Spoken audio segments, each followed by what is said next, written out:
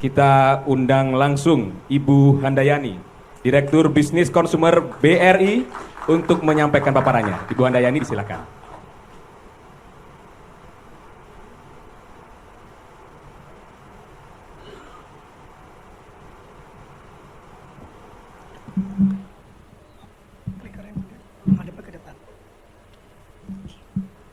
Bismillahirrahmanirrahim. Assalamualaikum warahmatullahi wabarakatuh. Salam sejahtera untuk kita semua, Bapak Ibu sekalian. Tentu ini kesempatan yang baik. Saya ingin melanjutkan apa yang tadi disampaikan oleh Pak Riki dan juga Mas Bram tadi di pembukaan. Senang sekali bisa ada di tengah Bapak Ibu sekalian yang ada lebih dari 10.000 orang yang hadir di seminar ini. Tadi disampaikan banyak oleh Bank Indonesia mengenai bagaimana lahirnya KRIS, dan kemudian saya lebih menyoroti bagaimana peranan BRI untuk bisa melakukan adoptions menggunakan fitur KRIS ini untuk bisa meningkatkan inklusi keuangan di Indonesia. Tadi concern dari regulator bahwa inklusi keuangan ini menjadi salah satu hal yang terpenting untuk ditingkatkan. Dan kebetulan network BRI yang mungkin kita semua tahu, kita memiliki lebih dari 9.000 kantor cabang yang terbanyak dan tersebar di seluruh pelosok tanah air, dan kita memiliki lebih dari 420.000 agen. Dan tentu ini menjadi salah satu bagian yang penting ketika kita bicara inklusi keuangan. Nah, bagaimana peranan BRI di dalam mengimplementasikan KRIS ini ketika Bank Indonesia bersama dengan asosiasi menginitiate begitu. Kebetulan saya juga sebagai sekjen di ASPI, dan ada Pak Santoso juga menjadi bagian dari pengurus ya, yang tadi menentukan angka-angkanya itu sebenarnya Pak Santoso gitu. Jadi kemudian apa gitu ya yang terpenting pada waktu kita bicara mengenai inklusi keuangan. Jadi kalau dilihat memang ini membuat kemudian penting karena dengan inklusi keuangan mikro dan ultra mikro itu menjadi kemudian terskor dengan baik berdasarkan transaksinya. Nah, apa yang telah dilakukan oleh BRI? Saat ini BRI itu sudah memiliki 422.000 lebih agen briling yang tersebar di 50.000 lebih desa di seluruh Indonesia. Kemudian juga BUMDes. Nah, di tahun lalu 2019 transaksi yang terjadi di agen briling itu sudah melampaui 673 triliun rupiah. Jadi sangat besar sebenarnya transaksi yang terjadi di segmen mikro dan ultra mikro. Kemudian juga karena judulnya aja Bank Rakyat Indonesia, BRI itu kebagian salah satunya adalah menjadi penyalur KUR terbesar. Nah, tahun lalu kami sudah menyalurkan lebih dari 16 juta debitur di seluruh Indonesia. Kemudian juga kalau kita lihat BRI juga sangat fokus di UMKM. Tadi kalau Pak Riki sampaikan bahwa KRIS ini salah satunya adalah bagaimana memberdayakan UKM itu agar kita bisa memantau transaksinya dengan lebih baik. Dan itu terbukti BRI juga mengikuti setiap perkembangan usaha UKM dari ultra mikro sampai dia kecil dan menjadi menengah. Dan itu dibuktikan dari mulai awal kita memberikan PK dan bantuan juga, kemudian setelah itu kita melakukan inkubasi sampai kemudian menjadi satu bisnis yang sanggup bahkan bisa melakukan ekspor. Lanjut. Nah, kalau kita lihat tadi sudah banyak bicara mengenai bagaimana sih transaksi di segmen ini.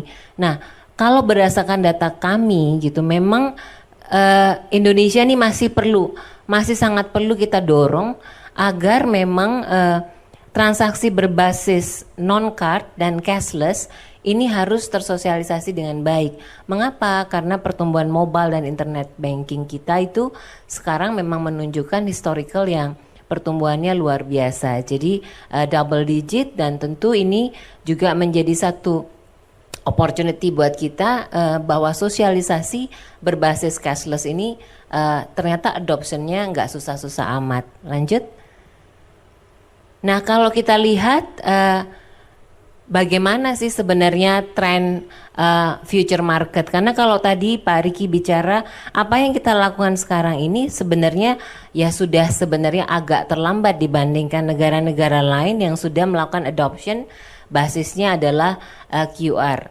Karena apa? Karena memang QR ini amat sangat dibutuhkan ketika kita bicara transaction dengan small ticket size.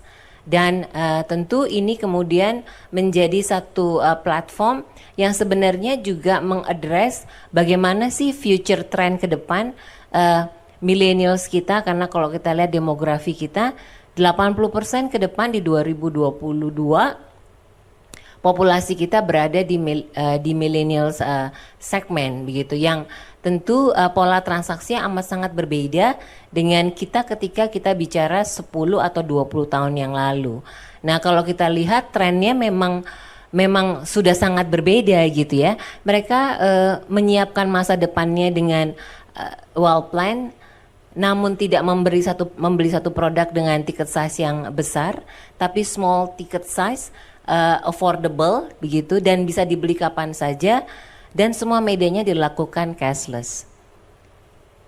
Kemudian lanjut, kalau kita lihat ini kita sudah coba melakukan di BRI ya, kita sudah coba melihat bagaimana potensi cashless di 2020. Dan kalau berdasarkan data yang kita coba mapping gitu, jadi kalau kita lihat pedagang eceran tuh kira-kira akan adanya di kisaran 2,5 juta pedagang eceran yang abang-abang menggunakan gerobak begitu ya. Kemudian di Indonesia itu ada lebih dari 14.000 pasar dengan lebih dari 115.000 pedagang grosir saat ini. Dan tentunya ini akan bertambah dengan nanti tumbuhnya ibu kota baru, kemudian terhubungnya dengan toll road. Tentu ini akan membuka satu pertumbuhan ekonomi baru yang tentu ini akan meningkatkan segmen di mikro dan ultra mikro. Nah, tadi Pak Riki juga sudah sampaikan bahwa sudah ada ternyata permen dari Mendagri yang sangat suportif terhadap cashless society. Dan ini juga sudah kami cukup intens membahas dengan Pemda ya, dengan juga beberapa regulasi gitu ya, untuk benar-benar kita bisa melakukan implementasi dengan baik dari sisi perpajakan dan sebagainya. Nah, kami sangat berterima kasih nih dengan ini ide dari tim Bank Indonesia. Pada waktu saya cukup intens berdiskusi dengan Pak Riki, bahkan sempat dimarahi sih sama Pak Riki waktu itu di diskusinya. Ini BRI kok lama banget katanya adoptionnya gitu ya. Sebenarnya bukan lama Pak Riki, tapi kita coba untuk memastikan bahwa secara platform ini cukup secure dan secara sosialisasi juga dapat berjalan dengan baik. Nah, kalau sebelumnya itu masing-masing dari penyelenggara jasa sistem pembayaran itu masing-masing pasang QR. Tadi Pak Riki juga bilang bahwa di tempat outlet itu tiba-tiba ada 5, ada 4 begitu ya. Kemudian masing-masing punya deal bisnis masing-masing dengan merchants. Ada yang kasih MDR 0, ada yang kasih MDR 2, ada yang macam-macam gitu. Nah, setelah dibuat kesepakatan baik di asosiasi maupun di regulasi, maka kemudian KRIS ini menjadi mensimplifikasikan semua proses yang tadinya sangat hurdle dan juga membingungkan bagi merchants, bagi pedagang khususnya kalau itu dimasukkan ke dalam pedagang ekosistem yang tadi, yang seperti pasar dan sebagainya. Karena kalau dia harus nempelin banyak QR, maka tentu tuh sementara lapak dia biasanya kecil begitu, akhirnya tuh banyak sekali QR tempel-tempel di lokasinya. Nah, sebelumnya maaf jangan diganti dulu. Nah, dengan adanya KRIS ini maka cukup satu, cukup satu QR yang dipasang, tetapi seluruh penyelenggara jasa pembayaran bisa mengakses karena sudah menggunakan QR Indonesia standar. Dan yang juga tadi disepakati bahwa MDR-nya juga sudah standar, jadi tidak ada lagi MDR yang bervariasi, tidak membingungkan bagi merchants. Lanjut. Nah, kemudian apa sih yang sebenarnya dibutuhkan dari, kalau kita lihat tadi benefitnya sudah banyak. Sebenarnya yang sekarang sedang mungkin cukup intens dibahas adalah cross border terkait dengan juga dukungan terhadap pariwisata Indonesia, karena ini juga jadi pembahasan di beberapa kali pertemuan dengan kementerian bahwa 10 destinasi wisata ini diperlukan, amat sangat diperlukan untuk kemudahan payment, terutama untuk menggerakkan ekosistem di daerah tersebut. Karena di sana ada merchandise, di sana ada fasilitas untuk penginapan yang sifatnya mungkin homestay dan sebagainya yang membutuhkan alat pembayaran yang standar. Jadi ini juga kemudian menjadi salah satu yang saat ini baik di semua perbankan dan asosiasi ini menjadi pembahasan yang cukup serius untuk kita selesaikan dengan sesegera mungkin. Lanjut. Nah, kalau sampai dengan sekarang sebenarnya kalau BRI sendiri kita sudah sangat agresif untuk masuk di beberapa acceptance gitu, termasuk membuat satu ekosistem di pasar dan juga di beberapa ekosistem terkait dengan transportations, dan juga masuk di segmen mikro dan ultra mikro. Lanjut. Hanya memang ketika kita bicara di mikro dan ultra mikro, maka MDR standar yang 0,7 itu menjadi sesuatu yang asing buat pedagang di mikro dan ultra mikro. Mereka selalu bertanya, kok saya hasil jualan saya dipotong ya gitu. Nah, itu sosialisasi yang kita butuh intens, karena sebelumnya mungkin karena itu on us jadi kita bisa charge 0. Nah, dengan adanya keris, maka ada standarisasi 0,7. Nah, ini agak cukup